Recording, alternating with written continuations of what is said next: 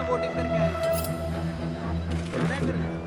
पश्चिमी एशिया में ईरान और इजराइल के बीच जारी तनाव चरम पर है। ईरान ने एक बार फिर इजराइल पर मिसाइल हमला किया है। ईरान की तरफ से इजराइल पर करीब 180 बैलिस्टिक मिसाइलें दागी गईं और इजराइल के सैन्य ठिकानों को निशाना बनाया गया। ईरान की तरफ से ये मिसाइल हमले इजराइल को बेरूत में किए गए हवाई हमले का जवाब है। 27 सितंबर को इजराइल ने बेरूत में एयर स्ट्राइक की थी, जिसमें हिजबुल्लाह चीफ हसन नसरल्ला मारा गया था।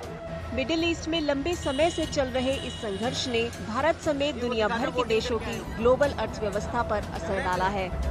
Conflicts like the Middle East conflict and also I suppose the Ukraine-Russia conflict are causing all kinds of disruptions in the markets and are affecting the investment decisions, which would mean that the economy will slow down further. The Middle East conflict even has a bigger downside because of the threat to oil supplies.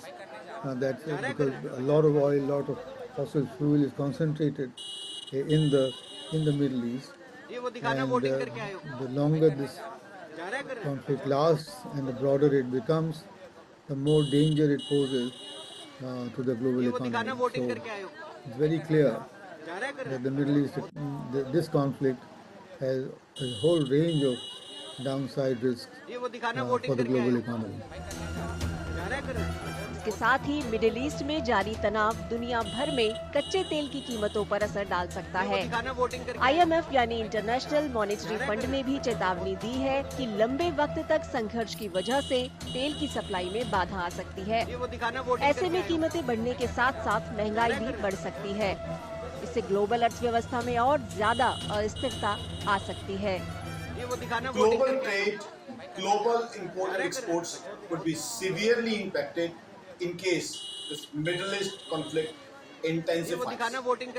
See, we know one thing, that today all the countries in the world are connected to each other. Global trade has increased and the world is interconnected as far as economic transactions are concerned. Now, if this war intensifies, which it apparently seems, now supply chains, supply routes would get blocked, plus logistics issues are going to be there, plus energy also. Oil prices are perhaps going to increase to high levels. So all those may impact global trade. Plus what may happen is, because of the geopolitical situation, there could be new equations in the global world that could impact global trade. Bharat के लिए मुश्किलें बढ़ सकती हैं। भारत अपनी जरूरतों को पूरा करने के लिए 80% से ज्यादा कच्चा तेल दूसरे देशों से आयात करता है।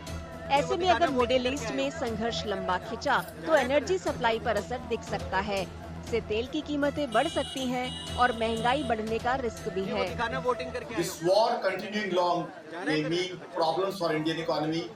Crude oil prices could go to high levels. Now we import 75 to 80% crude oil. If crude oil prices increase, there could be high inflation, which could impact common Indian man. Plus, high inflation is bad for Indian economy. There could be volatility in currencies that is going to impact us. Plus, forex also may have some pressure in India.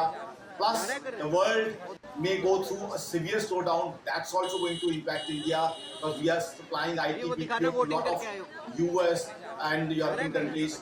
So I think war continuing long would be bad impact on Indian economy. Though Indian economy is currently doing well, but war continuing long would be bad things, negative things for Indian economy. Iran Israel संघर्ष का असर पहले ही Sensex और Nifty पर पड़ चुका है। अगर संघर्ष और बढ़ता है तो भारतीय शेयर बाजार के लिए चुनौतियां काफी बढ़ सकती हैं। Mayhem, absolutely. One of the biggest slides I remember in the recent times.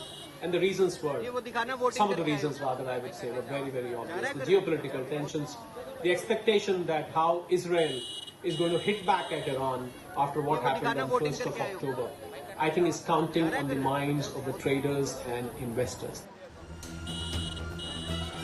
अगर मिडिल ईस्ट संघर्ष आगे बढ़ता है तो इससे अंतर्राष्ट्रीय व्यापार पर बड़ा असर पड़ सकता है और ग्लोबल अर्थव्यवस्था के लिए बड़ा खतरा पैदा हो सकता है। भू राजनैतिक तनाव और आर्थिक अनिश्चितता की वजह से नीतियां सख्त हो सकती हैं। इससे ग्लोबल मार्केट, खासकर भारत जैसी उभरती अर्थव्यवस्थाओं पर असर देखने को मिलेगा।